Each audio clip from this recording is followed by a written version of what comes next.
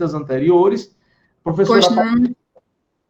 Professora Aparecida vai conduzir esse momento. O terceiro momento tem a ver com a gente seguir naquela programação com as leituras introdutórias em relação a Paulo Freire. Lembrando que a proposta da Fundação Hernando Sátiro, gente, com esse curso, o nome do curso é um curso de introdução ao pensamento freiriano.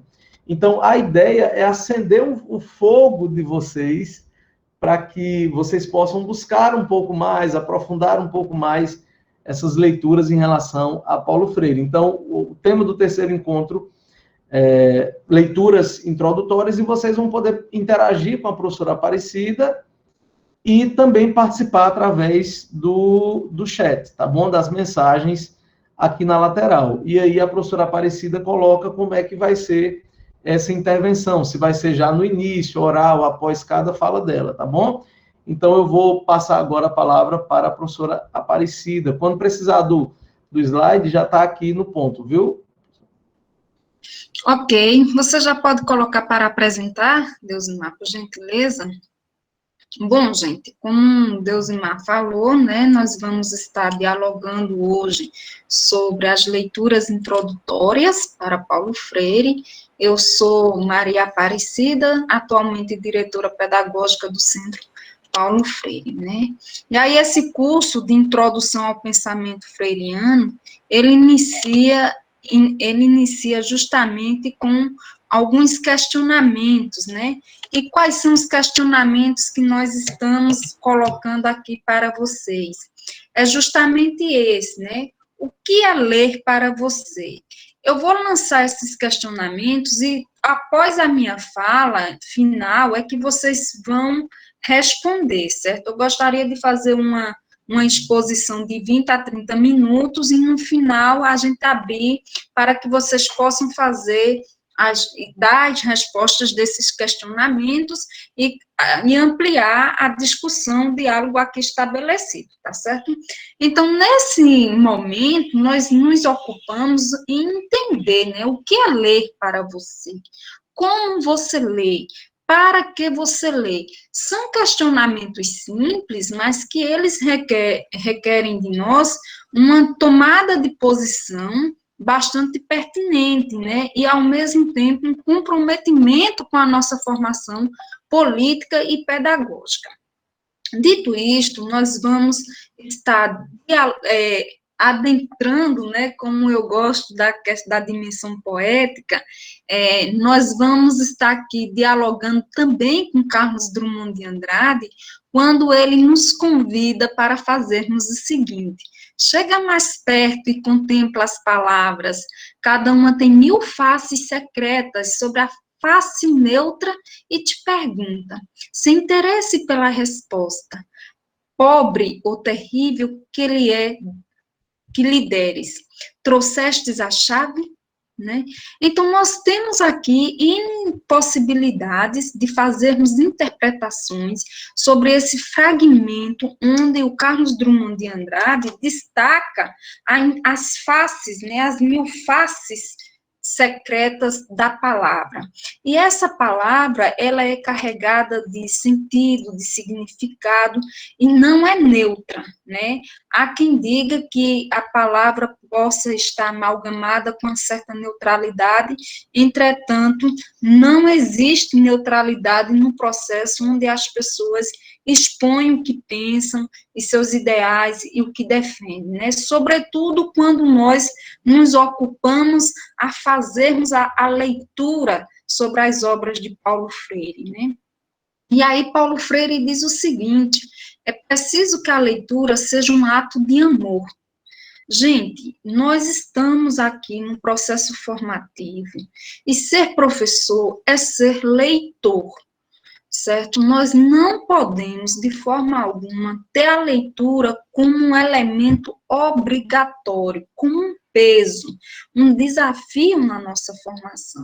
É bem verdade que a gente tem dificuldade de entender a complexidade daquilo que está escrito. A título de exemplo, as obras de Paulo Freire são bastante complexas, né? E o jogo linguístico do qual ele usa também é necessário que a gente tenha, inclusive, até um dicionário do lado, para podermos entender algumas palavras num determinado contexto em que Paulo Freire as aplicou. Dito isto, nós vamos compreender que a leitura ela é um processo complexo e abrangente de decodificação de signos e de compreensão, intelecção do mundo, né, que faz rigorosas exigências ao cérebro, à memória e à emoção. Lida com a capacidade simbólica e com a habilidade de interação mediada pela palavra. É um trabalho que envolve signos, frases, sentenças, argumentos, provas formais e informais, objetivos, intenções, ações e motivações. Envolve especificamente elementos da linguagem, mas também os da experiência de vida dos indivíduos. Então, nós vamos compreender aí que a complexidade da leitura, ela requer da gente, né, justamente esse entendimento. E aí as pessoas, se nós tivermos aqui pessoas formadas em letras, poderão, após a minha fala, corroborar com essa complexidade que o ato da leitura nos exige, né? Portanto, a gente precisa entender que o ato da leitura não se pode se fazer no vazio, ou sem uma intencionalidade. É necessário que a gente tenha um objetivo predeterminado, por que ler, para que ler, qual a finalidade de estarmos lendo e, sobretudo, o que estamos lendo, né? Nós não vamos ler só por ler, nós vamos ler porque nós temos uma intencionalidade, né? Como nós precisamos dar sentido e significado ao que lemos a partir do nosso horizonte simbólico. Daí, os campos epistêmicos que constituem o processo da leitura, ele é muito amplo, né? Os campos são muito amplos e que a gente precisa ter um certo domínio do ato da complexidade do processo da leitura. Portanto, Paulo Freire vai dizer o seguinte: a leitura do mundo precede a leitura da palavra. Né? O que é que Paulo Freire quer dizer com a leitura do mundo precede a leitura da palavra? Significa dizer que o mundo, ele é permeado por palavras, ele é permeado por signos, por códigos, por frases, por proposições. E aí o mundo em si, ele nos traz elementos que nos esbarram cotidianamente, né? E que antes mesmo da gente estar lendo a palavra propriamente dita, nós estamos interagindo com o mundo. Daí a razão pela qual nós precisamos ter um posicionamento crítico para lidar com os acontecimentos, com os fatos sociais, históricos que vivenciamos no nosso cotidiano. Né? Então, quando Paulo Freire vem nos dizer que a leitura do mundo precede a leitura da palavra, é que uma coisa não se faz distinta da outra, é um ato simultâneo, é um ato sistêmico. Posto isso, nós vamos compreender que existe uma fórmula para a leitura. Né? Essa fórmula para a leitura, ela não pode ser um passo a passo, né? Mas que a gente vai entender, né, que o processo da leitura, ele vai ser vivenciado em algumas fases. Primeiro é a pré-leitura. A pré-leitura, às vezes a gente, né, se for um filme, a gente vê a sinopse do filme, se for um livro, a gente vê o prefácio do livro, vê a apresentação do livro, vê a introdução, se for um artigo, vê o resumo. Então, a pré-leitura, às vezes a gente para na capa da obra, né, e pela a capa da obra a gente nesse processo de pré-leitura, a gente já se determina se vai ou não ler a obra completa, né, para precisamente exercer o ato da leitura. Então, o ato da leitura, a gente vai ler a obra em si, porque nós temos uma finalidade, nós temos um interesse, temos uma curiosidade. Daí, nós não devemos exercer o ato da leitura, ler só por ler. É importante salientar que o processo de leitura, ele requer um entendimento, a compreensão daquilo que está escrito, daquilo que está posto, né? É tanto que nós temos aí a questão do analfabetismo funcional, porque são pessoas que detêm, né, a capacidade de ler e de escrever, mas não de compreender aquilo que está sendo lido, aquilo que está escrito. E, por fim, minha gente, a última etapa, né, do ato da leitura é a construção do novo conhecimento. Pedro Demo vai nos dizer que o conhecimento ele é reconstruído, né? E Paulo Freire vai também nos dizer, em outras palavras, a partir do diálogo que é estabelecido com as pessoas, nós vamos entender o seguinte, que a interação social, cultural, que dá-se entre os seres vivos, entre as pessoas e a natureza, há a construção de um novo conhecimento. E esse novo conhecimento, ele acontece também em um duplo movimento. Tanto ele acontece da minha relação, interação com a outra pessoa, propriamente dita humana, né, mas também da minha relação com as obras que eu estou estudando, que eu estou lendo, que vão ressignificando e ampliando o meu arsenal de conhecimento sobre determinado feito, sobre determinado acontecimento.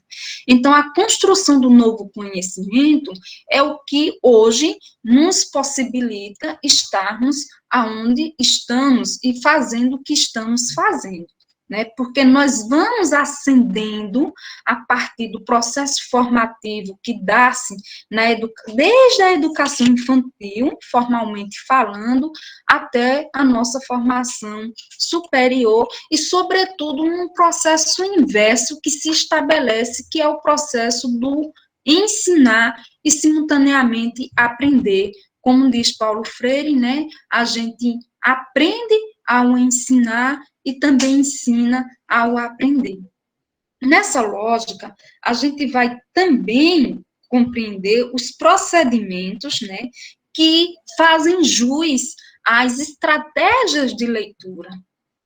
Entende? Então, eu não posso me deparar com uma obra para ler pelo acaso, do nada, ou tão somente porque eu estou sendo exigida pelo meu processo formativo, numa graduação, uma pós-graduação, ou em um concurso que eu estou prestes a fazer, né? É preciso que a gente amplie, estabeleça um objetivo claro do ato da nossa leitura, e que a gente também faça jus a um processo. Paulo Freire vai dizer na sua obra Ação Cultural para a Liberdade que é necessário que a gente penetre na obra, né, que a gente faça um aprofundamento epistêmico do que está posto.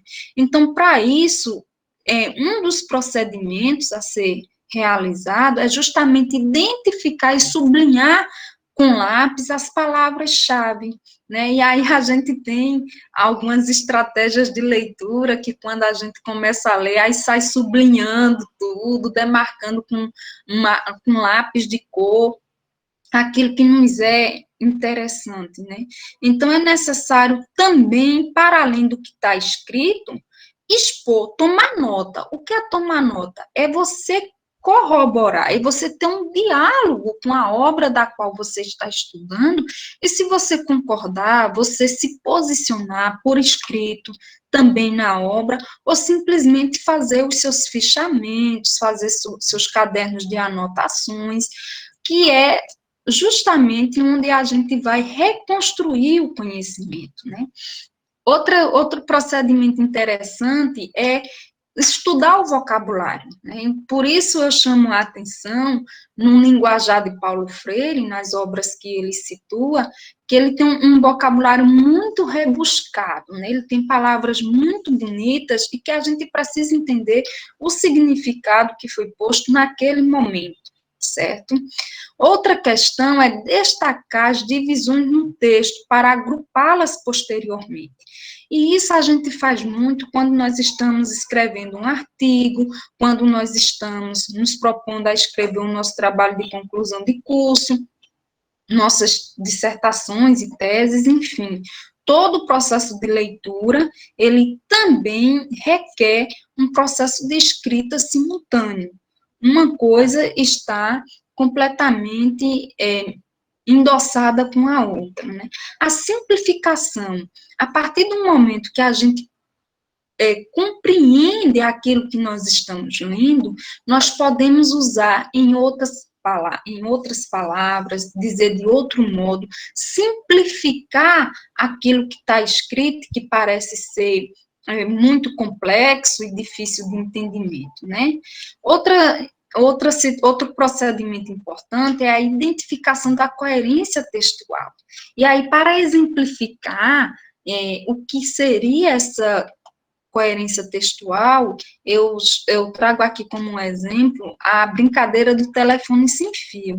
Quando a gente inicia a brincadeira e ela chega no fim, vai chegar completamente um enunciado distinto daquele que foi dito no primeiro momento, né? Então, é importante que a gente tenha uma coerência na nossa escrita e que essa escrita, logicamente, não é só nossa, porque ela vai ser lida por outras pessoas, e aí a gente precisa se preocupar no nosso ato de ler, de escrever, que outras pessoas irão ler, né? E que para isso é preciso que esteja claro e transparente para elas, né? A percepção da intextualidade, ou seja, quando nós estamos lendo uma obra, ela faz remissão a outras obras, e aí, ampliando um pouco essa discussão, nós poderíamos acionar aqui o enunciado da aprendizagem significativa, através de Novasco e Ausubel, quando eles vão falar, né, e o próprio Paulo Freire fala da dimensão dos conhecimentos prévios, que é a gente ler uma obra e contextualizá-la, enredá-la em outras obras, em outros momentos, né? Atualmente, a gente percebe que os escritos de Paulo Freire são bastante precisos e necessários para nós compreendermos, né, a atualidade vigente. A título de exemplo, eu gostaria de falar da obra Pedagogia do Oprimido, onde no segundo capítulo ele vai falar da pedagogia, da ação bancária, né, do processo bancário de ensino.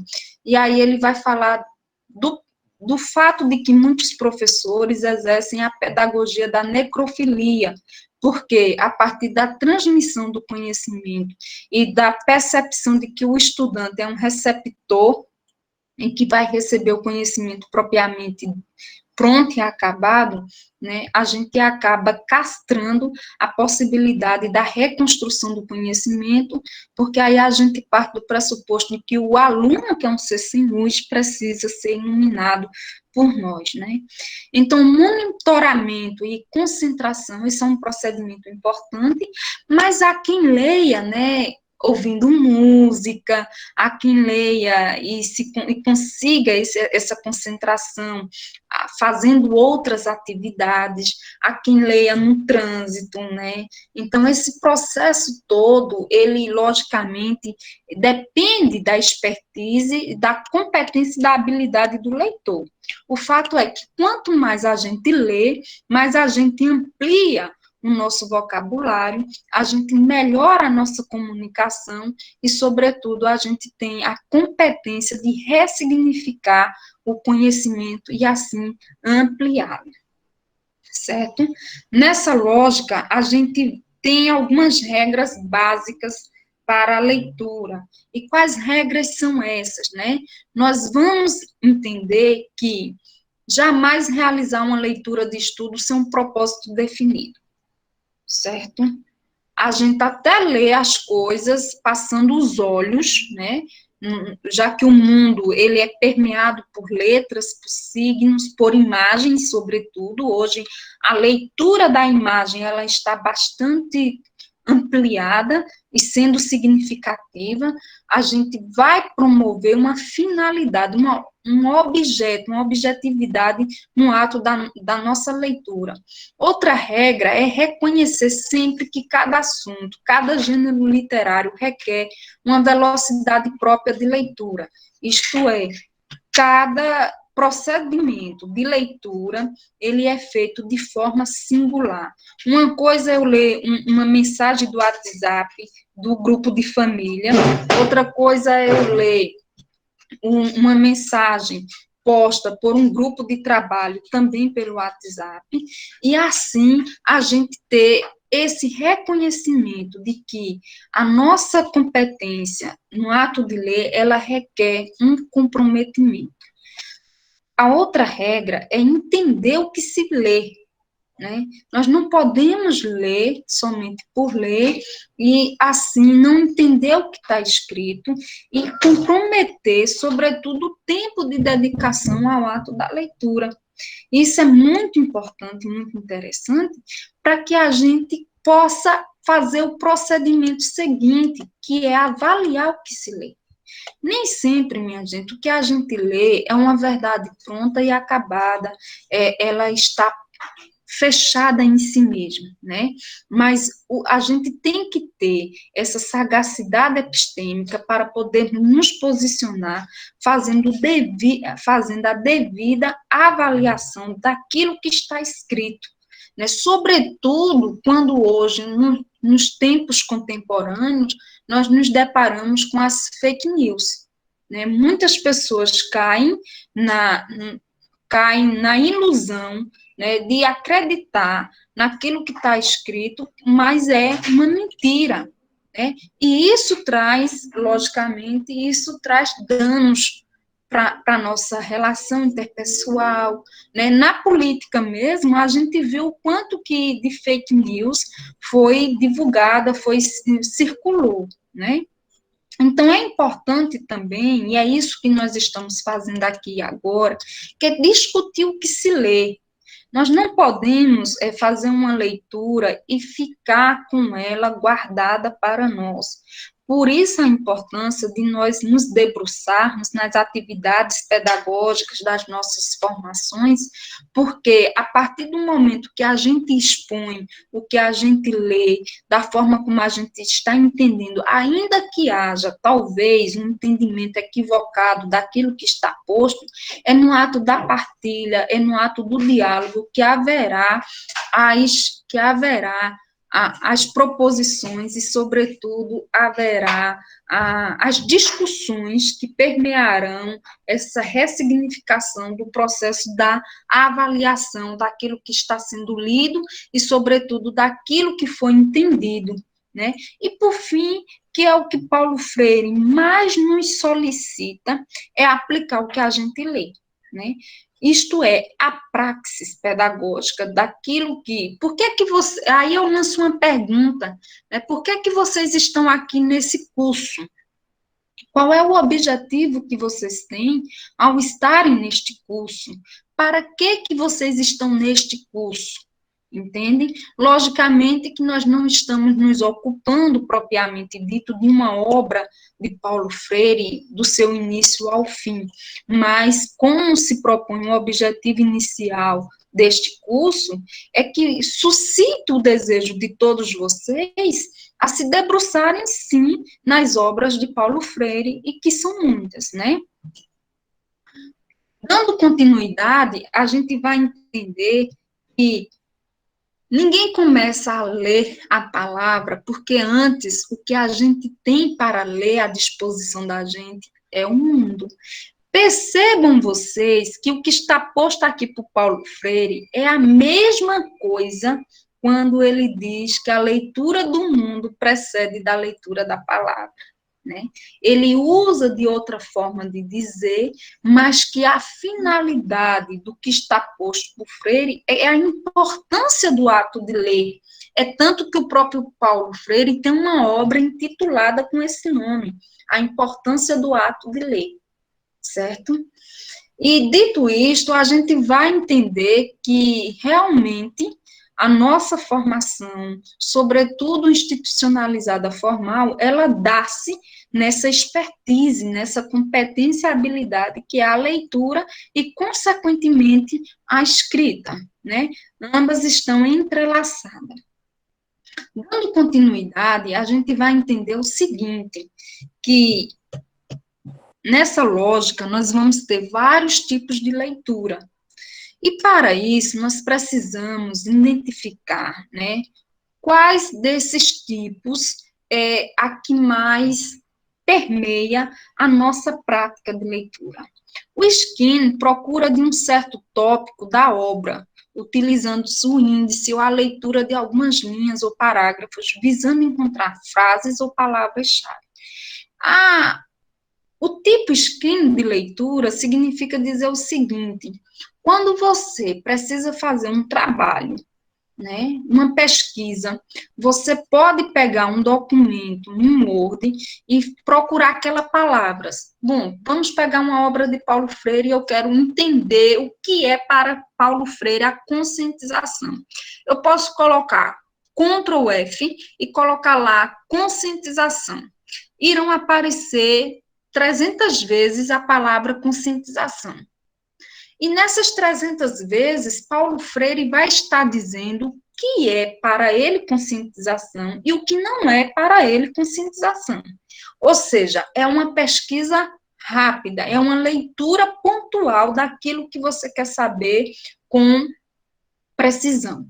Já na prática, já o tipo de leitura skimming significa o seguinte, é a captação, né, da tendência geral, sem entrar em minúcias, valendo dos títulos, subtítulos, ilustrações, que são as imagens, né, e a leitura dos parágrafos, tentando encontrar a metodologia e a essência do trabalho. Um bom exemplo para ilustrar esse tipo de leitura é justamente quando você se debruça tão somente num resumo de um artigo, ou num resumo de uma tese, ou num resumo de uma dissertação. Pelo resumo ou pela introdução da obra, você vai ou não adentrar no conjunto das coisas ditas e escritas que constituem o corpus completo daquela obra, né? Então, esse é o tipo de leitura que vai requerer do leitor uma concentração maior, né, para que ele se aproprie daquilo que ele está buscando. Dando continuidade, a gente vai entender que é necessário também a gente ter uma visão ampla do conteúdo, né? Principalmente do que interessa, deixando de lado aspectos secundários, lendo tudo de uma vez, né, sem voltar atrás. Ou seja, é o significado, é o tipo do significado que vai permear a sua habilidade de leitura, né? Onde você vai dar ênfase ao conteúdo. Então, se eu quero compreender o conteúdo nas obras de Paulo Freire sobre libertação ou transformação, eu vou me ocupar tão somente deste enunciado, libertação, transformação, e não de outros, e não da prática pedagógica que ele vinha falar, e não da perspectiva do diálogo, de outros enunciados, né, que ele esteja também a tratar naquela obra. O tipo de estudo, né, que a leitura ela exige é a absorção mais completa do conteúdo e de todos os significados, devendo ler, reler, utilizar o dicionário quando necessário, fazer resumos. Esse tipo de leitura de estudo, ele requer justamente uma postura mais autônoma, mais comprometida do leitor, onde o leitor vai se apropriar de forma completa do conteúdo, mas também vai estar usando o dicionário para melhor compreender e, assim, vai expor também a sua compreensão, fazendo esse diálogo entre o autor, né, e entre o seu modo de entender aquilo que está posto. né, que é onde se constitui um novo conhecimento, a nova obra que irá emerger a partir do momento que você se prontifica a fazer um artigo científico, por exemplo, a fazer um TCC, a fazer uma dissertação, uma tese, ou até mesmo fazer, né, o produto final desse curso aqui, fazer uma síntese. Ou então, minha gente, como vocês estão aqui participando no chat, né, a forma pela qual vocês estão se posicionando aqui no chat, vocês já estão fazendo uma leitura, né, porque estão me ouvindo, logicamente não estão me lendo, mas estão me ouvindo e estão relaborando o que estão ouvindo a partir do entendimento que vocês têm sobre o que eu estou dizendo, e assim a gente vai despertar e se posicionar também de forma crítica, que vocês aqui também podem assumir essa postura, né, que é o tipo de leitura crítica, né, que é o estudo e formação do ponto de vista sobre o texto, comparando as declarações do autor com conhecimentos anteriores. Lembram de Ausubel, quando eu falo da aprendizagem, quando ele fala da aprendizagem significativa, Novaski, também dos conhecimentos prévios de Paulo Freire?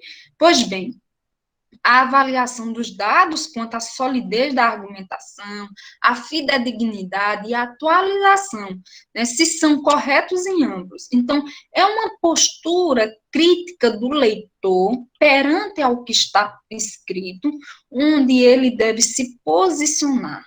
Para tanto, é necessário que a gente tenha conhecimento profundo de causa e de outras obras, para que a gente tenha essa postura de fato crítica diante daquilo que nós estamos lendo, né? Aí volto novamente a dizer, como exemplo, a história das fake news. Eu só posso me posicionar criticamente perante uma informação se eu tiver um outro horizonte de sentido mais amplo que possa me dar elementos concretos de que eu tenho que duvidar daquilo que está escrito, certo? Dando continuidade, nós vamos perfeitamente compreender que a leitura, e aí eu abro um parêntese, né, que é mais prático, da prática pedagógica de nós professores, da educação básica, a educação a superior, né? Que o ato da leitura, ele tem características inerentes à finalidade da leitura, né? Então, se é dramático o gênero, a gente vai aumentar o volume da voz, da velocidade da leitura, né? Então, a gente vai se posicionar de uma forma diferenciada. Se é misterioso, a gente vai. E aí vocês vão pensando nos filmes, naqueles filmes de suspense, naqueles filmes de contação de história. E os professores que são pedagogos, eles, evidentemente, fazem contação de leitura e aí assumem várias posições e várias entonações, né, para que faça uma leitura mais precisa e encantadora, né? Se a característica é misteriosa da leitura, então a voz é mais baixa que o normal, a leitura é lenta, para provocar o suspense, né? Se é humorístico, então a leitura é um pouco mais rápida que o normal, com um toque de deboche ou ironia. É onde a gente vai estar usando aqui do senso de humor para que a gente possa, de fato, despertar a risada de quem está nos ouvindo, né? Então, às vezes, a gente vai contar uma piada, mas a gente não tem esse humor todo e nem usa esse tom humorístico. Então, às vezes, a piada acaba não tendo graça alguma, né? Também é preciso que a gente tenha um tom envolvente. E esse tom envolvente, eu vou trazer aqui para ilustrar para vocês, que é justamente aquelas traduções de música romântica em inglês, né? Que o volume ele é médio de voz, né? Mas com bastante firmeza, ritmo pausado, para garantir a atenção do ouvinte. Então, tem toda uma característica, tem toda uma postura aí que a gente vai estar assumindo para que a nossa leitura sobretudo para quem está ouvindo, tenha esse encantamento, esse envolvimento todo. Outra característica da leitura é um entristecido, né? E aí, para ilustrar, a gente pode chamar atenção aquelas mensagens aquelas notas públicas que nós temos na rádio sobre nota de falecimento, né? Então, aquele tom entristecido, onde a leitura é em voz lenta e baixa, com expressão comovente, né? Tipo assim, convidamos a todos os parentes e amigos para comparecer ao velório de fulano de tal, que será vivenciado a partir de tal hora, e etc e tal, né? Alegre. Então, a característica alegre da leitura, né? A voz é um pouco alta e rápida, né? Se possível, simulando um sorriso. Então, é interessante que a gente ocupe essa postura para que a gente se envolva naquilo que está lendo. Eu costumo assumir a postura de protagonista da leitura, né, como se eu fosse uma das personagens daquilo que eu estou lendo, mesmo que seja de artigos científicos, seja lá o que for, seja de qual gênero literário for, eu acabo me envolvendo, me vendo ali naquele cenário, que é justamente para a leitura ter sentido e significado para mim. Preocupado, né? A leitura, ela é envolvente, com volume de voz mais baixo, né? Tipo assim, eu vou contar um segredo para vocês, né? Maria, tu soube o que aconteceu? Entende? Então, a gente já vai causando esse suspense e demonstrando que estamos preocupados, né? E a título de exemplo, de entristecido também, a forma como o professor Deusimar abriu a nossa aula hoje, né, nos causa de fato comoção. E assim, minha gente, a gente precisa entender que a leitura, ela tem uma finalidade em si mesma, né? E por fim, o suave é o volume médio de voz, leitura lenta, como se embalasse os ouvidos. Minha gente, isso aqui, quantas mães, né? Licencinha, tá, gente? Quantas mães não fazem leitura, né? Contação de história para as crianças dormirem, né? E aqui dá para ilustrar essa voz suave, melodiosa, onde a gente vai cantar cantigas de niná para que a criança acabe dormindo, né? Dando continuidade, a gente vai entender o seguinte: a importância do ato de ler, né? Como eu falei, essa é uma obra de Paulo Freire, e ele diz o seguinte: a leitura do mundo precede a leitura da palavra. Daí que a posterior leitura desta não possa prescindir da continuidade da leitura daquele. Entende? Então, há uma reconstrução, uma ressignificação de tudo aquilo ali que está posto, né, sobre o ato de ler. Essa obra de Paulo Freire vocês podem encontrar, inclusive, online, né? A importância do ato de ler. Dando continuidade, a gente vai entender o seguinte, que a leitura, ela exige a escrita, certo? Então, eu trouxe essa imagem para ilustrar o processo de alfabetização que ele é inerente ao processo de letramento, entende? Então, veja só, nós vamos entender que a aprendizagem inicial da escrita, ela é composta por processos distintos, né? Cada um com suas particularidades, mas que devem ser contemporâneos no ensino da escrita. E aí são eles: o letramento, que é a leitura do mundo, como diz Paulo Freire, são todas as palavras que permeiam o mundo, as imagens e etc. e tal, assim como nós vamos está entendendo o processo da alfabetização, que aí a professora Erivalda também falou, né, da delicadeza e do processo paulatino que é para a construção da apreensão e da aquisição da leitura e da escrita no ato da alfabetização. E aí a gente vai entender que há um processo neural complexo a ser desenvolvido nesse processo.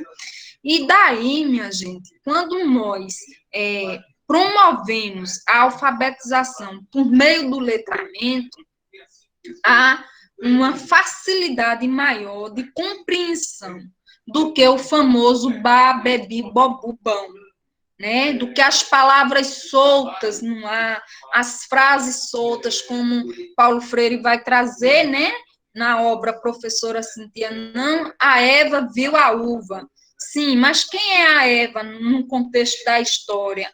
Ela viu a uva em qual espaço geográfico? Né? De quem é a uva? Então, a gente precisa problematizar a escrita, a palavra, mediante aquele contexto, para que a gente possa, de fato, promover essa contextualização e o que o processo da leitura e da escrita tenha essa significância, tenha esse sentido e esse significado para os estudantes que estão a aprender.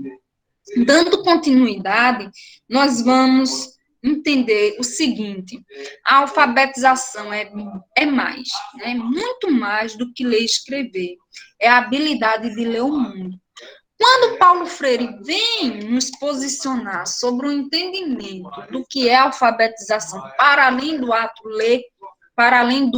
de ler e escrever, e compreender o mundo, é justamente a necessidade que ele, naquela época histórica, sentia de nós nos posicionarmos como sujeitos críticos perante a realidade, né? Termos uma consciência crítica para que a gente conteste a lei do mais forte, para que a gente reivindique os direitos, e aí o professor Deusimar inicia essa aula falando dos direitos humanos. E o que é esses direitos humanos, né? Esses direitos humanos, eles não estão postos de graça, né? Foi um processo de uma grande luta, desde a década de 40, onde nós temos a Declaração Universal dos Direitos Humanos, entretanto, nós temos muitas pessoas à margem da sociedade, vivendo em condições vulneráveis, socialmente falando, né? E por tais razões, Paulo Freire suscita a necessidade de que nós sejamos sujeitos críticos, conscientes da realidade vigente, para que a gente possa contestar. E aí nós temos uma estrutura dominadora e opressora, colonialista e colonizadora dos processos de formação humana, né? Razão pela qual nós temos a relação humana subsidiada pelo processo de servir, né? Esse ato de servir o outro nem sempre se deu de forma horizontalizada, mas sim de forma hierárquica. E aí nós precisamos compreender e, sobretudo, entender o porquê da necessidade de aprender a ler o mundo, a ter essa habilidade de ler o mundo, né? Inicialmente, o mundo ele não está dado, ele é construído através das relações interpessoais que são estabelecidas, através daquilo que Marx vai falar, que é a divisão social, a divisão de classe, né? A divisão social do trabalho, né? Elite versus classe trabalhadora, onde um oprime, né? E o outro precisa tomar consciência de que é oprimido para que ele possa, de fato, emerger, né, dessa opressão e, assim, se empoderar de sua competência, de ser protagonista de sua história e de suas narrativas, e, assim, vir a ser mais e melhor, e ocupar outras posições sociais nesta sociedade, né? E a título de exemplo, para ilustrar tudo isso, nós vamos ter aí justamente os movimentos sociais. Portanto, Paulo Freire vai dizer o seguinte: aprender a ler e escrever envolve reflexão e ação sobre a realidade na qual os sujeitos encontram-se inseridos, para alfabetizar-se, né? Então, Paulo Freire vai explicar o seguinte: entender o que se lê e escrever o que se entende. Olha que trocadilho de palavras aí interessante, para que a gente possa compreender, né? Entender o que se lê e escrever o que se entende. É comunicar-se graficamente, é incorporação. Implica não em uma memorização mecânica das sentenças, das palavras, das sílabas desvinculadas de um universo existencial. Coisas mortas ou semi-mortas, mas uma atitude de criação e recriação. Implica uma autoformação, da qual pode resultar uma postura atuante do homem sobre o contexto. E isso nós estamos fazendo quando o professor Deusimar se propõe a promover um curso dessa natureza, para que a gente consiga compreender o pensamento freiriano e assim mudar nossas posturas e nossas atitudes, né? E que a gente consiga também se posicionar perante a conjuntura maior da sociedade, né? Sobretudo politicamente falando, uma vez que nós tivemos aí, as semanas passadas, as eleições municipais. E essas eleições, democraticamente, elas nos exigem essa comunicação gráfica, né? E essa comunicação gráfica também está inerente a uma postura social, de um ato da cidadania a ser vivenciado.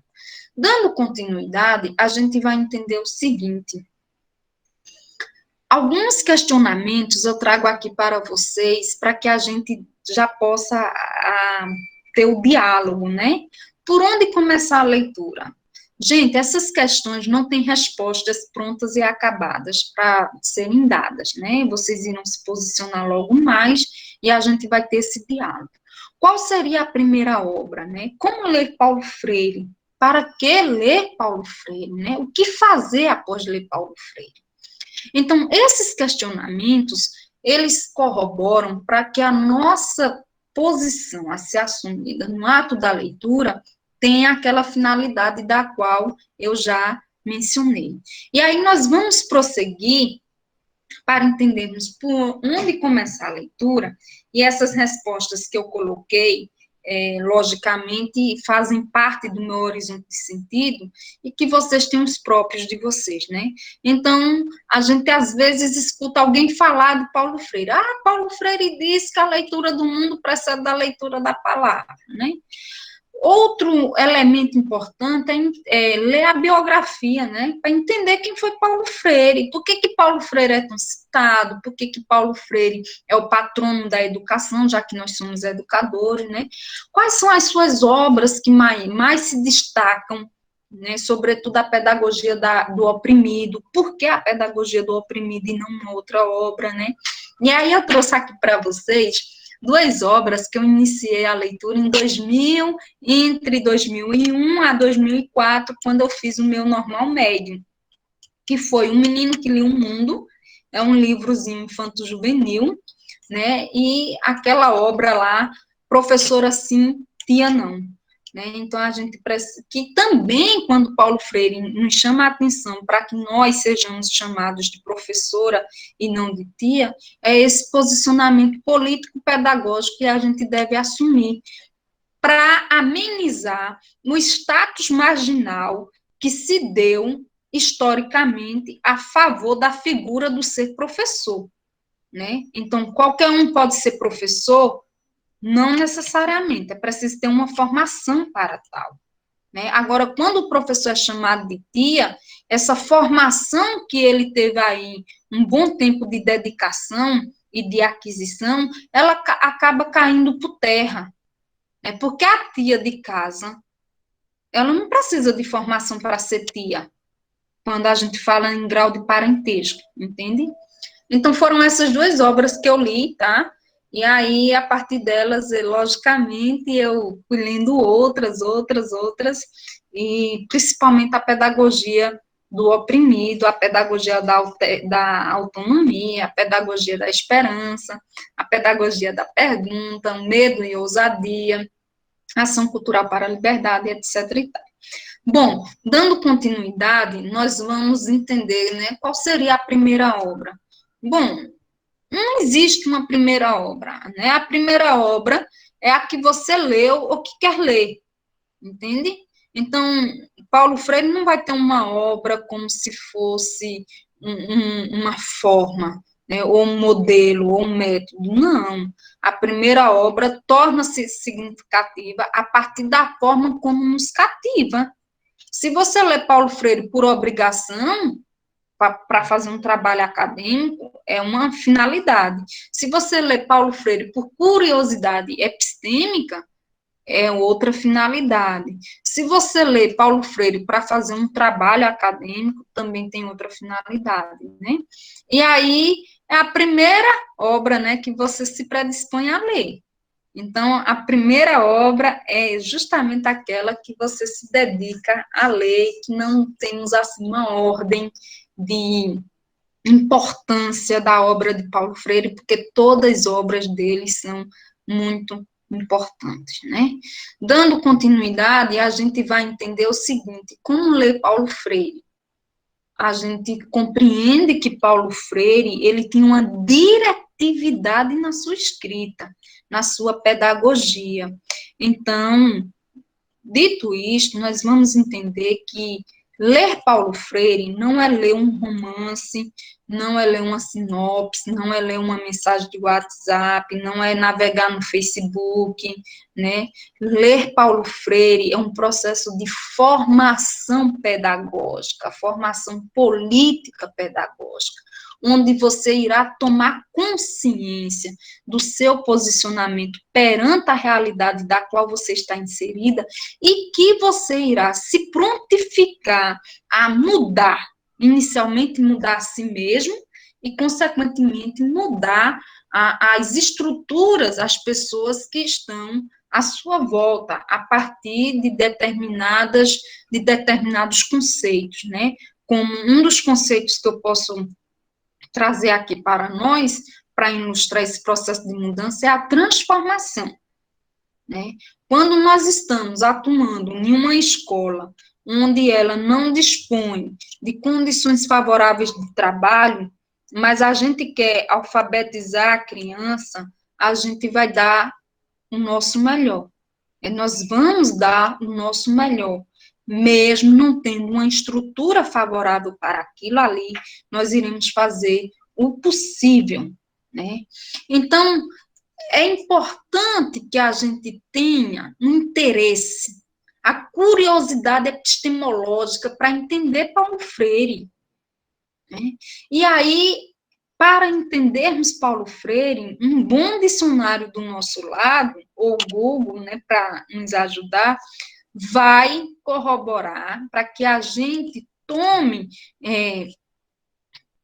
conhecimento das palavras, né, que Paulo Freire tem uma linguagem muito rebuscada e que a gente consiga compreender esse vocabulário rebuscado de Paulo Freire e que qualifique o nosso, porque o que nós precisamos na atualidade não é elevar a tonalidade da nossa voz, mas sim elevar a qualidade do nosso vocabulário, principalmente no processo de formação de sujeitos para o seu pleno desenvolvimento humano, para o exercício da sua cidadania e, sobretudo, para a qualificação do trabalho, né? Nós não precisamos gritar para que o outro nos ouça, para que o outro nos entenda, para que o outro nos obedeça, né? Então, a gente tem que ter uma postura coerente com a epistemologia freiriana, com a teoria freiriana, aliás, com a filosofia freiriana.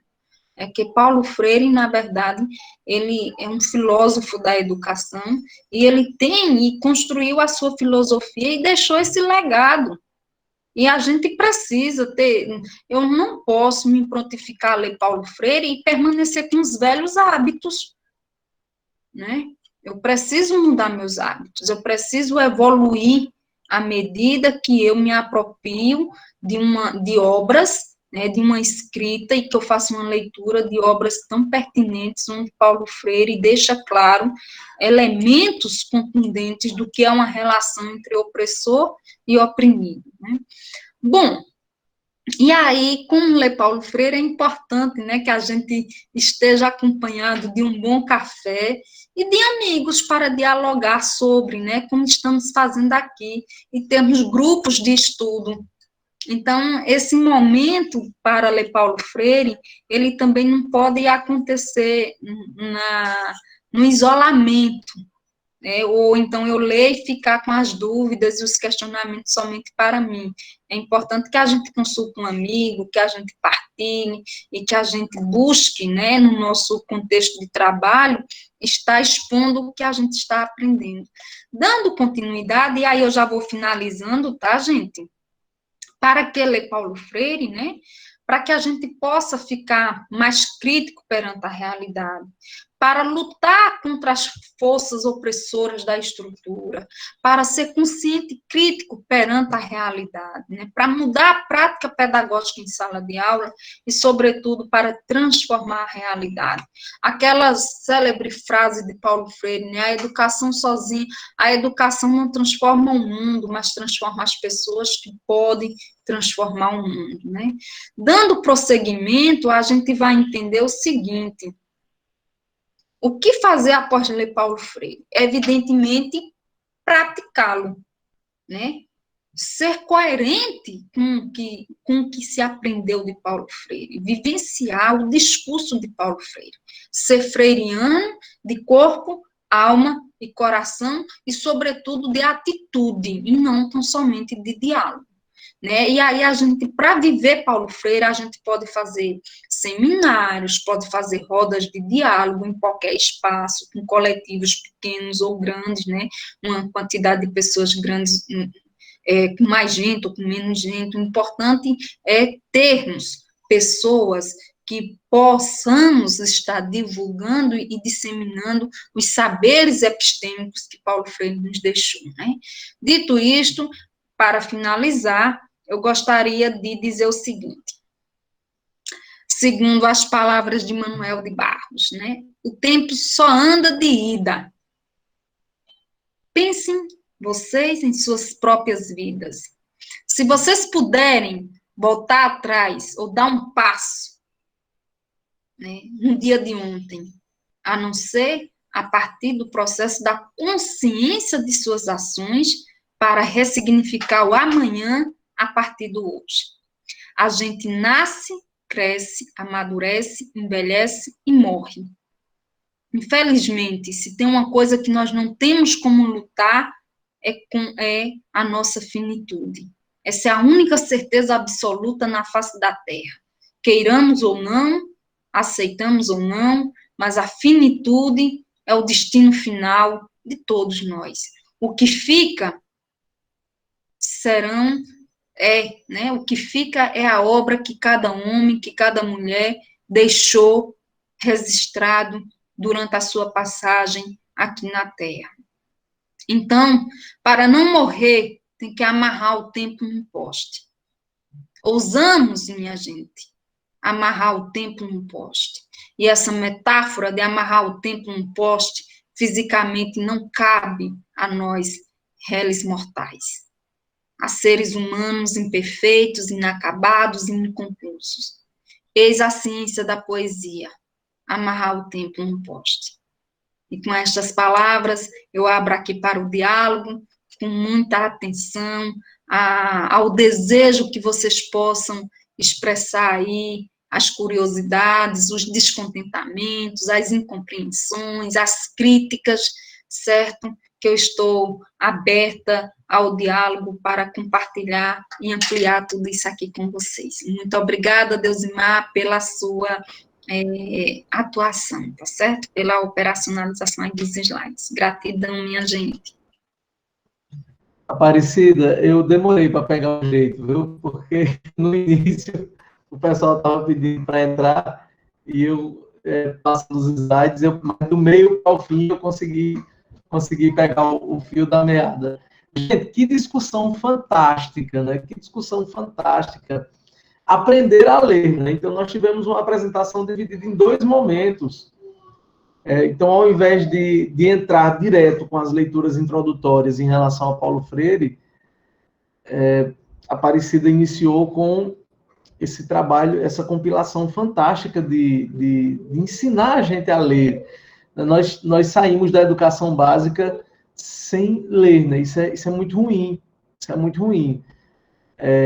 A gente sempre critica aquela imposição dos paradidáticos, o tempo que é curto em sala de aula, né? Então, eu trabalho com história na educação básica e assim, poxa, não dá tempo você ler um livro. Não dá tempo, porque o calendário é muito apertado, é reunião, é prova, é caderneta. Então, assim, muitas vezes a gente perde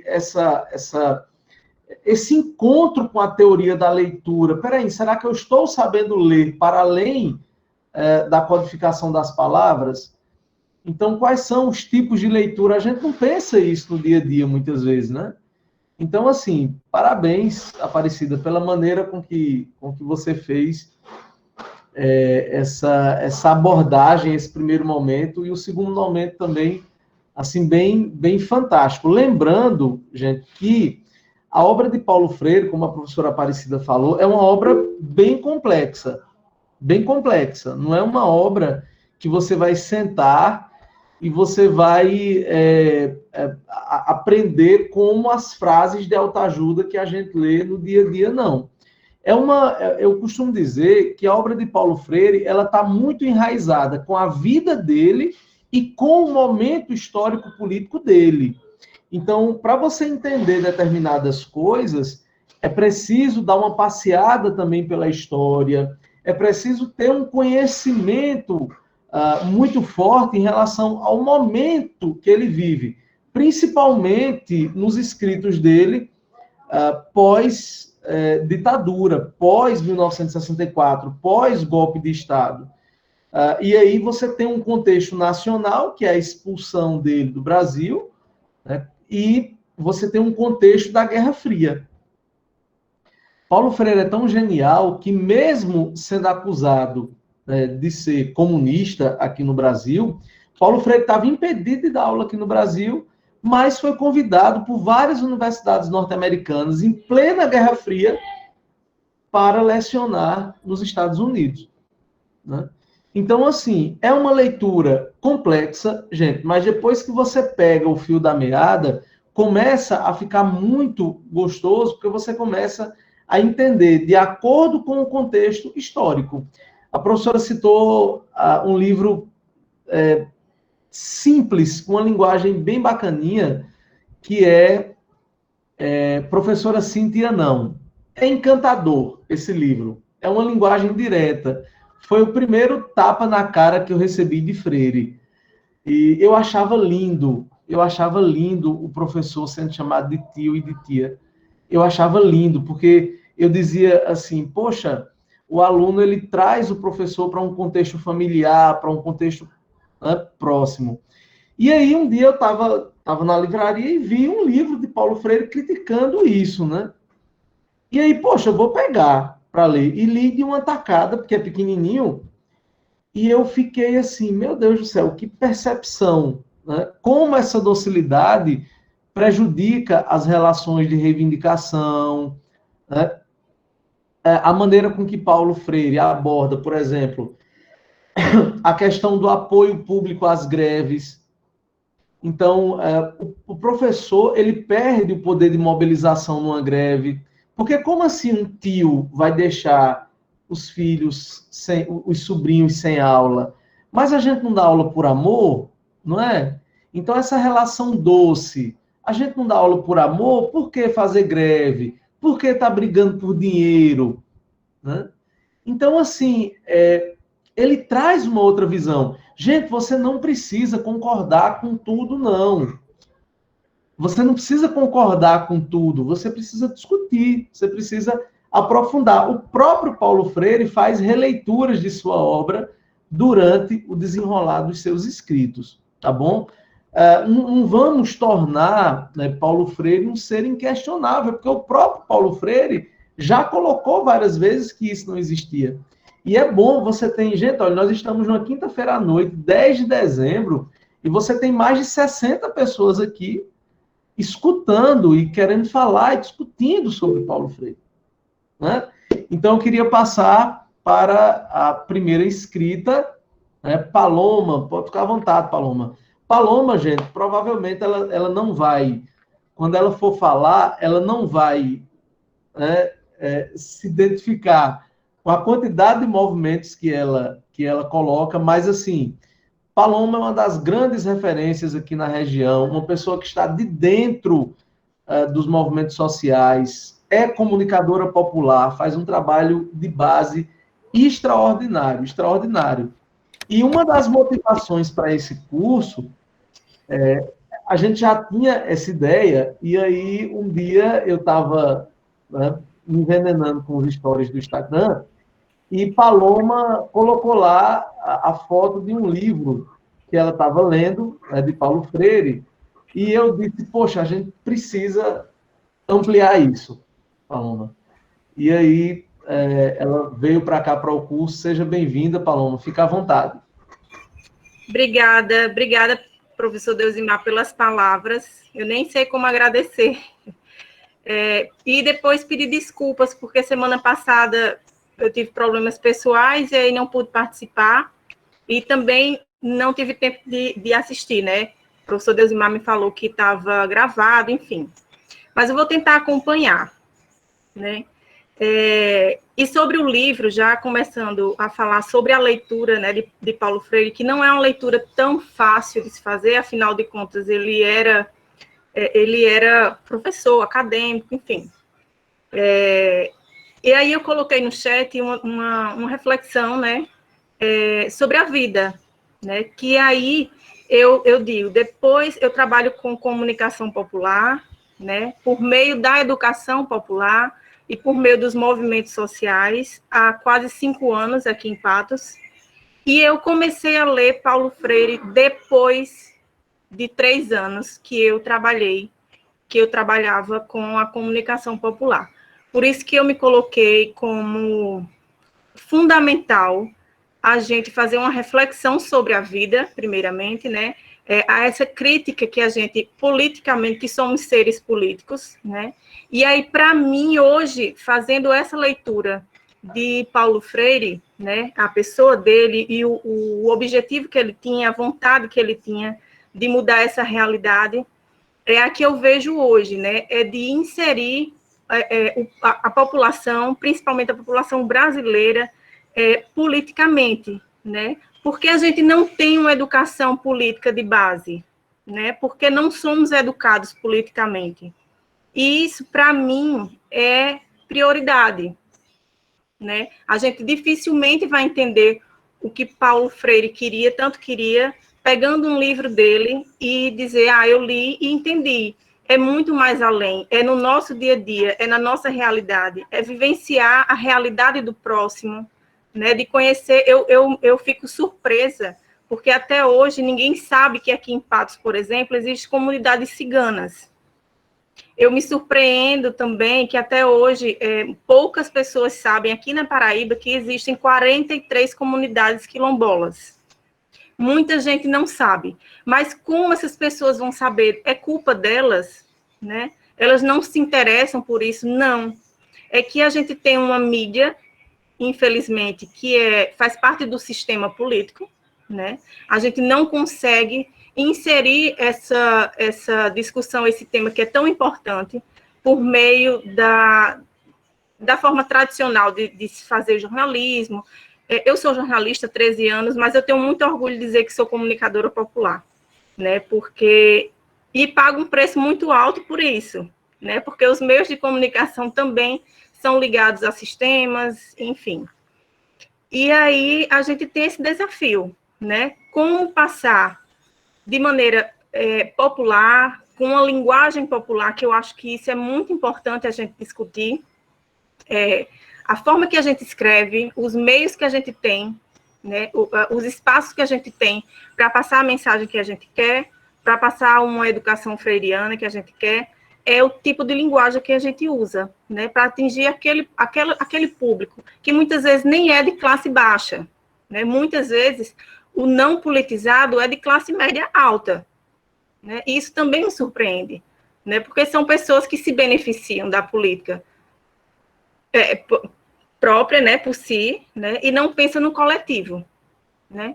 Então, para mim, eu acredito que é muito importante, primeiramente, a gente discutir uma população mais politizada, né? Depois, a educação popular, a comunicação popular e a comunicação freiriana, para a gente tentar, pelo menos, né, diminuir essa desigualdade e conscientizar, né? Já que foi tanto falada em conscientização, a gente fazer uma reflexão da nossa vida, né, da nossa vivência, do nosso dia a dia, e não só da nossa vida, mas da vida do próximo, né? Por que fulano está passando fome, né? Isso é normal, né? Porque não existe, porque existe desigualdade social, né? Já que aquela história de privilégios, né? De todo mundo ter as mesmas oportunidades, né? A gente tem que desmistificar isso, e a gente pode, de maneira popular, né, utilizando uma linguagem mais popular. E essa discussão vai muito além, né, muito mais além, é muito mais profunda, né, realmente. Aí, é isso que eu queria deixar aqui para vocês. Valeu, Paloma, por ter socializado, né, com a gente isso, e é muito bom, né, e é muito bom essa discussão. E é interessante, gente, uma das coisas que mais me surpreendeu, não sei se com a professora Aparecida aconteceu o mesmo, mas uma coisa que me surpreendeu muito foi a maneira com que Paulo Freire, ele coloca, através daquilo que ele escreve, a negativa dele em você pegar na mão dessas pessoas que estão na comunidade de base e dizer, olha, eu vou levar, eu vou conduzir. Paulo Freire não acredita nessa ideia de que nós somos portadores totais do conhecimento e que nós vamos tornar aquelas pessoas, deixar que aquelas pessoas deixem de ser ignorantes. Paulo Freire não acredita nesse tipo de linguajar, ele não acredita nesse tipo de palavreado, ele não quer que você pegue na mão da pessoa e diga o caminho da pessoa. Ele quer que você ajude aquela pessoa a se descobrir, a se libertar, a participar de fato do processo. Porque senão ele diz que é mero assistencialismo. E ele é um grande crítico disso. Paulo Freire vai ser um grande crítico disso. Então, por isso que é importante esse trabalho de base que Paloma fala. Né? E é importante essa discussão. Na discussão de segunda-feira, Aparecida, houve um debate sobre o centenário de Celso Furtado, na segunda-feira, e foi colocado muito isso, a diferença de termos que estão no nosso dia a dia, mas a gente não percebe. Por exemplo, qual é a diferença de crescimento para desenvolvimento? Como é que você explica, por exemplo, a uma criança que é seu aluno, como é que você explica para ele que o coleguinha dele tem lanche, leva todinho todo dia, e ele tem que tomar o seu lanche lá na escola, porque em casa não vai ter almoço. Então, como é que você explica que o coleguinha dele mora numa casa bem bacana e grande, e ele divide 2 cômodos com 10 pessoas, num local que não é calçado e não tem esgoto? Então, como é que você, enquanto educador, como é que nós, enquanto educadores, nós explicamos essa desigualdade, sem conhecer, sem mergulhar nesse mundo? Então, são temas bem, bem complexos. Ninguém vai sair desse curso, gente, com respostas prontas. Ninguém. Tá bom? Talvez a gente saia daqui com mais inquietações. E isso é muito bom. Né? Professora Aparecida, quer fazer os comentários no final ou quer a cada intervenção? Então, Dalzimar, a gente vai dialogando aqui, e aí as palavras da Paloma Pires, elas são bastante pertinentes para a atualidade, e ela destaca aquilo que os movimentos sociais, eles fazem, embasados na teoria freiriana, que é a formação de base, né? E essa formação de base, ela dá-se com os sujeitos da comunidade, onde todos estão envolvidos por um projeto de sociedade, um projeto comum de sociedade, onde as relações, embora existam relações de poder hierárquicas, a gente percebe e compreende o esforço do próprio movimento para que a autonomia do sujeito seja vivenciada de fato e de direito, entende? Então, essa comunicação, que ela, muitas das vezes, é dificultada na comunidade, nos movimentos sociais, efetivamente falando, a gente vai perceber que quando ela não chega, é porque nós não temos pessoas formadas, qualificadas, politicamente falando, né? E aí, para tal, eu posso colocar, a título de exemplo, a educação rural versus a educação do campo, entende?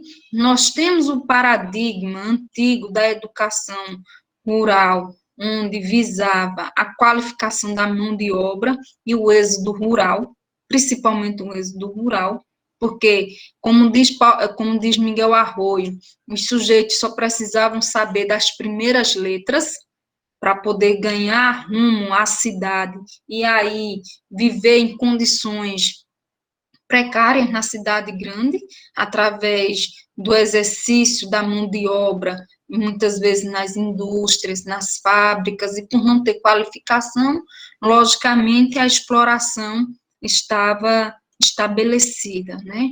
Então, com tudo isso, a gente precisa entender que quando emerge o paradigma da educação do campo, para ser vivenciado no campo, a perspectiva é outra. E Paulo Freire, logicamente, com a sua vasta pedagogia, ele enreda essas narrativas e faz com que a gente repense a praxis pedagógica do ato de ensinar e de aprender através do processo formal de ensino, né, diante da nomenclatura da educação do campo, onde os sujeitos são sujeitos de direitos, são sujeitos de suas próprias histórias, que precisam ser ouvidos, precisam usufruir também de todos os direitos humanos fundamentais que estão postos pela legislação federal de 88, entretanto, para tal, é necessário essa formação política e pedagógica, sobretudo. E aí, a praxis que os movimentos sociais, ela exerce no seu contexto formativo, ressignifica essa formação, né? E eu digo isso com muita propriedade, porque eu tive também uma formação sindical na minha comunidade, que me deu condições de me descobrir, né? Descobrir o meu potencial enquanto sujeita de direito, que poderia ser capaz de romper as fronteiras epistêmicas e galgar outros territórios de poder.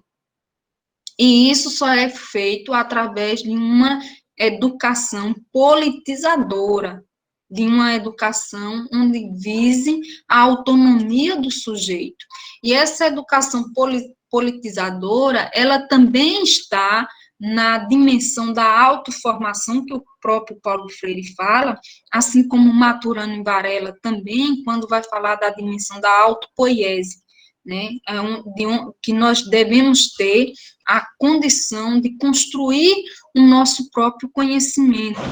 E essa construção do nosso conhecimento dar-se-á através do diálogo, da partilha, né? Quando Paulo Freire também sugere em seus escritos, né, que não há saber mais ou saber menos, existem saberes diferentes, né, e que essa relação horizontal a ser estabelecida entre quem ensina e quem aprende é que vai fazer a grande diferença.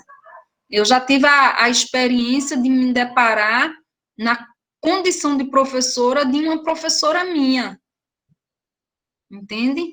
Então, esse giro que a educação nos proporciona, logicamente, é a partir do momento em que a gente é despertado para a nossa condição de ser mais, através de uma formação que nos diga, ó, você é capaz de superar, de superar essa fronteira, né, de romper as cercas que lhe põem os limites, né, e na própria obra, Pedagogia da Autonomia, Paulo Freire vai nos dizer que nós somos sujeitos limitados, mas não condicionados.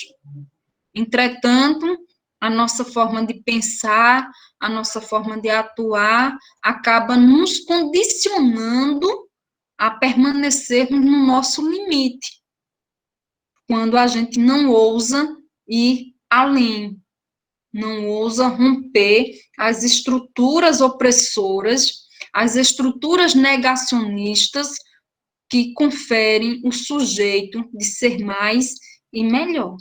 Então, toda a pedagogia, aí eu chamo a pedagogia no sentido de dizer que todas as obras literárias, todos os livros que Paulo Freire escreveu, a finalidade dele é nos direcionar para que a gente possa ser mais e melhor, para que a gente possa transformar a nossa realidade e a realidade das pessoas que estão no nosso entorno. Que a gente se posicione criticamente perante os acontecimentos do contexto social do qual nós estamos inseridos. Que a gente não aceite tudo como pronto e acabado, como verdade absoluta, que não possa ser contestada. Né? Então, são com estas finalidades que todas as obras de Paulo Freire, pelo menos as que eu li, elas viabilizam essa compreensão, esse entendimento, ao mesmo tempo que nos provoca a mudança de atitude, a posicionar-se de um modo diferente, num contexto do qual nós estamos inseridos socialmente. É isso, professor Deusimar. O senhor tem algumas perguntas aqui no chat. O senhor registrou? Registrei aqui. Tem duas participações, duas mãozinhas levantadas. Carlos e Dejanaide. Carlos se inscreveu primeiro. Pode ficar à vontade, Carlos.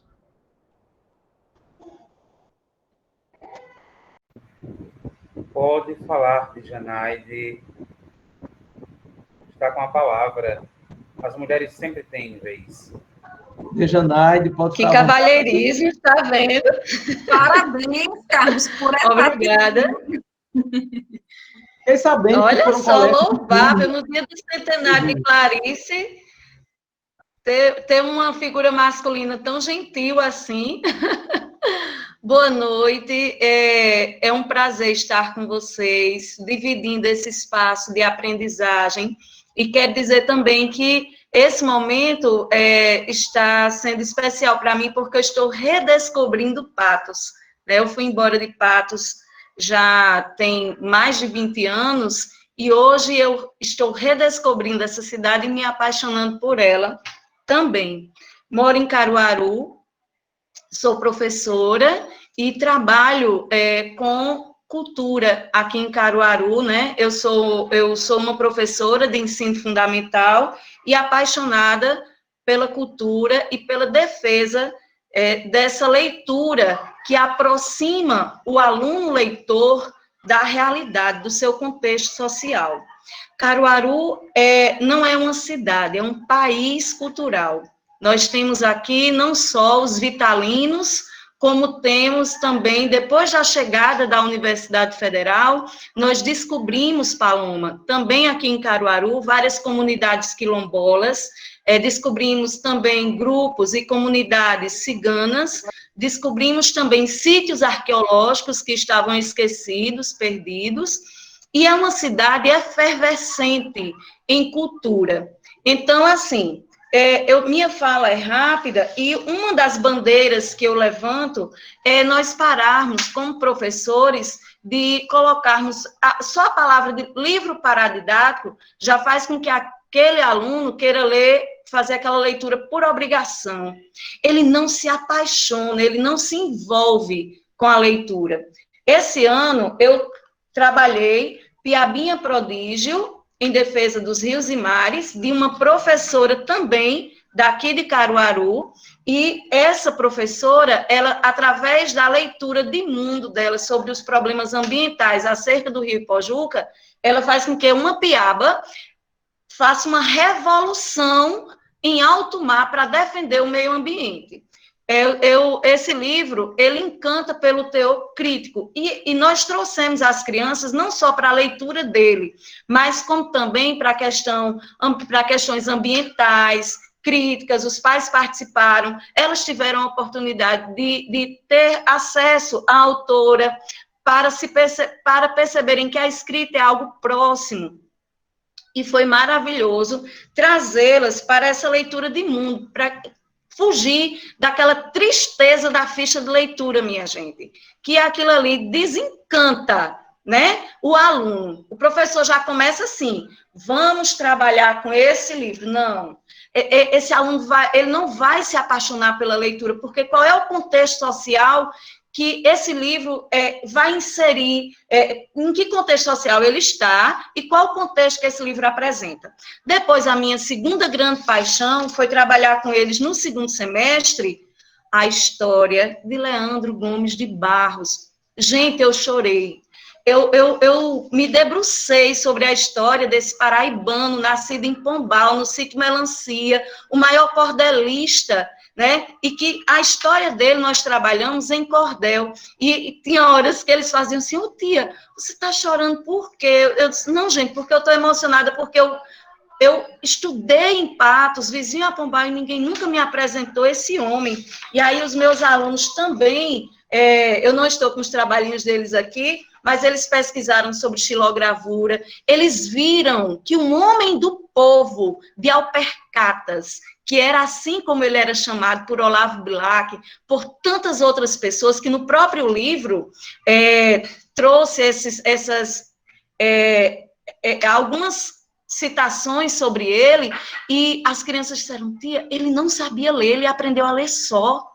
Foi sozinho, depois ele veio para Recife, foi o primeiro cordelista a publicar cordéis impressos, e assim, nos envolvemos, e de repente tinha pai puxando a cadeira para assistir aula remota, e de repente apareceu aluno dizendo que tinha gente da família cordelista. Então, para finalizar a minha fala, é o seguinte: vamos fazer como Paulo Freire, vamos trazer esse aluno para a leitura deleite, para ele se sentir dentro do contexto dessa leitura, né?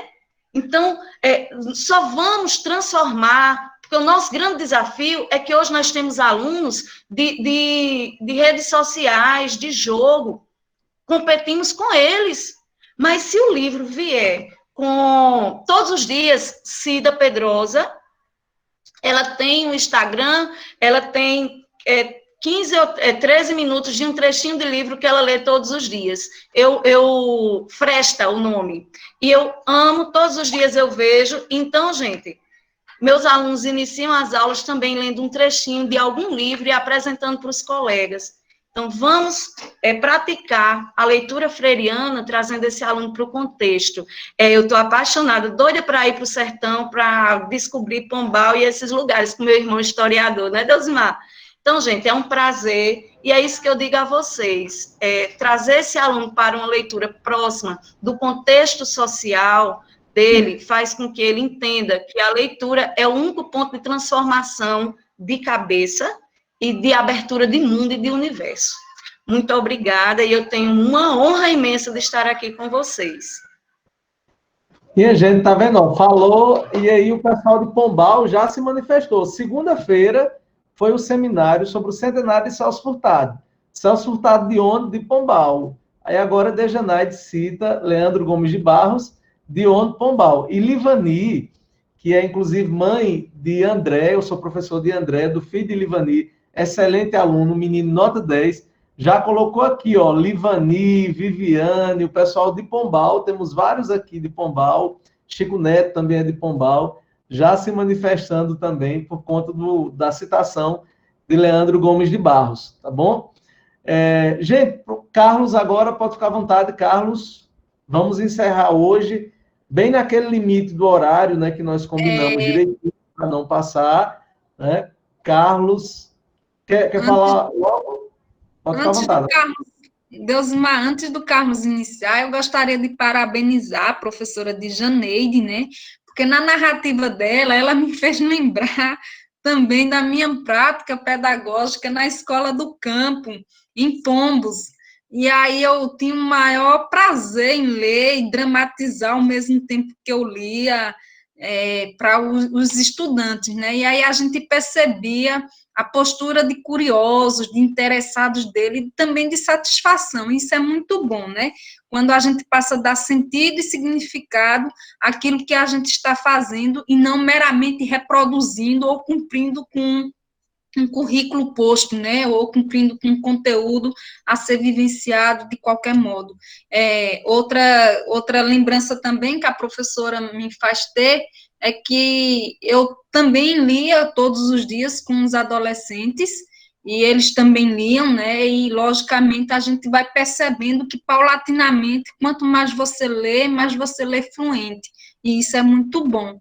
E aí não é uma leitura obrigatória, mas sim uma leitura que vem agregar, né, para despertar o amadurecimento cognitivo do sujeito. Agora é com você, Carlos. Obrigada pela oportunidade, professor Deusmar. Carlos, a Dejanai estava falando, e aí alguém escutou a fala dela, aí veio para cá. Eu conheço essa voz, né? Então, essa daqui que está aqui do lado, gente, é minha mãe, que é mãe de Dejanai também, né? Professora Maria José Dias, 35 anos de educação, viu, gente? Só a família de educadores aqui em casa. Aí escutou a voz da filha, aí veio para cá também. Quem é essa que está falando? Eu conheço essa voz. Viu? Aí veio escutar você, viu, Dejanai? 35 anos de educação E aqui. eles têm raiva porque o meu chapéu é de Pernambuco. Eu só dou aula assim, pessoal, de chapéu, ando por Caruaru de chapéu, porque ele é o símbolo da minha identidade sertaneja. E manhã não gosta muito, acho que é porque a minha cabeça fica mais chatinha. Fica, verdade. Carlos, pode ficar à vontade, querido. O meu sexto sentido nunca falha. Por isso que eu abri mão da inscrição para que a professora de Janaide pudesse falar antes, não só por gesto de cavalheiro, mas muito mais porque eu sabia que ela ia trazer algo que estaria presente também na minha fala. Nós somos seres do simbólico. A sociologia nos lembra que o ser humano vive da simbologia, do ato simbólico. E a leitura, e este mundo encantado que a leitura nos traz, é se mergulhar profundo no texto, contexto, provocativo, crítico, nos faz refletir sobre este anseio que é próprio da pessoa humana de aprender, de buscar, de desejar, de entender, de compreender e só assim poder transformar. Eu iniciei dizendo que realmente somos seres da simbologia, porque essa noite para nós é muito especial. Como Deusmar lembrava no início, dia 10 de dezembro, em que lembramos essa luta histórica pelos direitos humanos, mas a professora de Janaide também me ajuda quando traz à tona a figura de Clarice Lispector, no seu centenário, hoje, 10 de dezembro de 2020, a inquieta, a polêmica, mas também a mulher do silêncio e da solidão, faz 100 anos. E quando a gente fala sobre leitura, e de Janaide me pega outro gancho quando me coloca a cultura. Numa recente palestra que eu humildemente pude conduzir e também aprender junto com diversos professores na cidade de Serra Negra do Norte, no Rio Grande do Norte, terra de bons educadores, lá nós conversávamos exatamente sobre isso, e eu discutia o tema a leitura e a cultura como alavanca de um mundo em mutação. O mundo muda, mas para ler este mundo, tendo os aspectos culturais, precisa realmente entender e tomar para si o conhecimento. E Clarice Lispector nos lembra numa frase muito simples, e eu queria que nós aplicássemos a questão do hábito da leitura, e deste anseio que nós temos de fazer com que a sociedade mude para tornar-se uma sociedade leitora e entendedora daquilo que lê. E Clarice diz assim, mude, mas comece devagar, porque a direção é mais importante que a velocidade. Se você não lê um livro de 500 páginas, leia um de 10, de 20, mas crie o hábito. E o hábito da leitura transforma. E o hábito da leitura liberta. Por isso eu provoco a professora Maria Aparecida para que ela nos responda o seguinte. Sofremos um esvaziamento do processo de leitura, um direcionado e sistemático empobrecimento do texto e do contexto? O que dizem as entrelinhas dessa realidade? E aí, para trazer uma pitada de humor, eu quero dizer, professora Aparecida, que quando a senhora falava de leitura, e o sentido de leitura entristecido, eu tomava posse logo disso, porque aqui em Patos muita gente me conhece como animador de velório, porque dizem que minha voz é exatamente parecida com aquelas vozes que narram momentos fúnebres, tétricos, mas apenas para que a gente possa brincar um pouco e dizer da alegria de participar deste curso.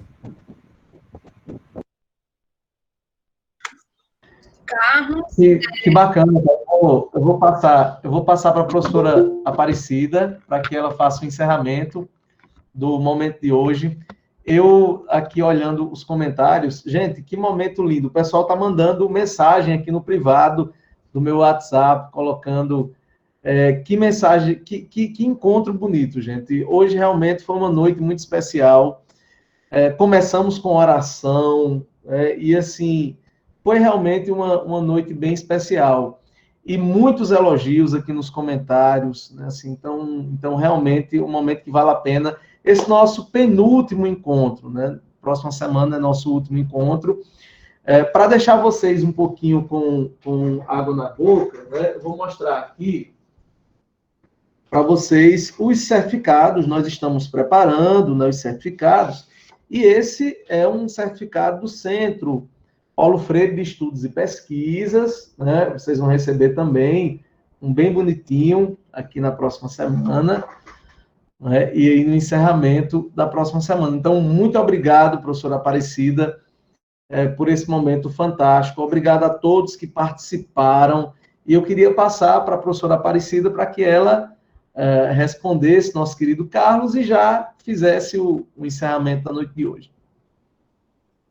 Bom, Carlos, eu poderia te responder em uma única palavra, né? O que é que fica nas entrelinhas deste esvaziamento da leitura, né? É justamente a alienação. Porque quanto menos soubermos, quanto menos compreendermos, mais seremos susceptíveis a aceitar os ditames da estrutura que estão postos, né? Então, quando a gente não tem conhecimento, a gente aceita tudo, balançando a cabeça, sem contestar, sem saber dizer não, sem, sobretudo, se autoafirmar. Porque se tem uma coisa que as pessoas têm expertise em fazer, é juízo de valor. É mensurar o ser pela aparência, mas não pela sua essência, né? E isso só acontece porque a gente vive na superfície do ato de ler. Eu não posso dizer que Pedagogia do Oprimido é uma obra excelente se eu não tomei nota, se eu não a li completamente. Nem tampouco eu posso criticar a obra Pedagogia do Oprimido porque eu ouvi dizer que não presta. Porque as pessoas negam Paulo Freire. E porque criticam Paulo Freire, eu também irei criticar Paulo Freire sem ter conhecimento de causa. E tudo isso só se dá nas entrelinhas pelo simples fato da nossa ignorância. Porque o que nós ignoramos é uma gota no oceano do que sabemos. O que nós ignoramos é muito maior do que o pouquinho daquilo que nós sabemos ou daquilo que ousamos dizer que sabemos sobre. Porque, como saber, ele está em constante movimento, em constante ampliação, nós, sobretudo educadores da educação básica, precisamos nos atualizar, precisamos estar em constante movimento de formação, porque a professora Djaneide só assume uma postura diferente do processo de leitura para os estudantes porque tem esse encantamento, porque busca estar atualizada.